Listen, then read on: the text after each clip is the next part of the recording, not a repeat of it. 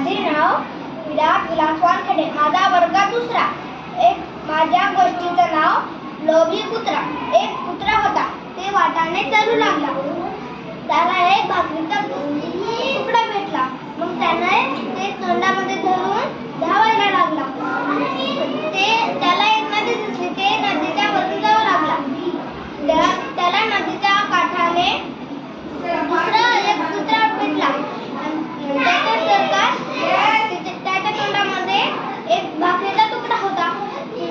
त्याने सोचलं आपण त्याच्या अगोदर घेऊया त्याचा भाकरीचा तुकडा. त्याने भुकायला सुरू केलं. त्याच्यामुळे त्याचे भाकरीचा तुकडा खाली पडून गेला.